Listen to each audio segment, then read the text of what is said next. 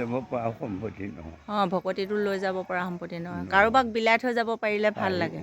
আৰু এনেকৈ আহি দুজনে যদি আপোনাৰ লগত আলোচনা কৰে আপোনাৰ মনটো ভাল লাগে নালাগে? ভাল লাগে, ভাল লাগে। মই তেতিয়া ঘৰ আছে নে মাটিতে আজি ক'ব নোৱাৰোঁ। হয় হয় হয়। নহ'লে অকলে বহি থাকিব লগাহে হয়।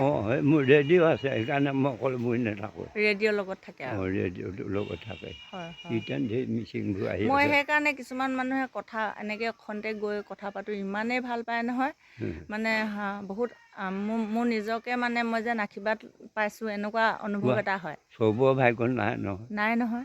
তুমি যে সেইখিনি পালন কৰিবলৈ পাইছা, ঈশ্বৰৰ তাত কিবা এটা আগত শক্তি দিছে, শক্তি দিছে। সেইবিলাক ভাল লাগে। মই অকল ঘৰত মনত পৰি থাকে, যাম কথা পাতিম, তেওঁলোকে ইমান নিসংগী হিচাপে বহি থাকে। এনেকৈ চোতালতে প্ৰায় মানুহ বহি থকাই দেখোঁ আৰু অকলে অকলে কোনেনো বুঢ়া মানুহ বুঢ়ী মানুহৰ ওচৰত গৈ কথা পাতিবগৈ। সোধোঁ কি কি অসুবিধা হৈছে, সুবিধা হৈছে। আপোনাৰ বাৰু একো অসুবিধা নাই, আপোনাক লগ পাই মই গম পাইছোঁ যে আপোনাৰ একো অসুবিধাই নাই। হয়, কৃষ্ণ ভগৱানে যে আপোনাক এনেকৈ ৰাখক। ধন থাকিব। হয় হয় আহিছে, হয় হয়।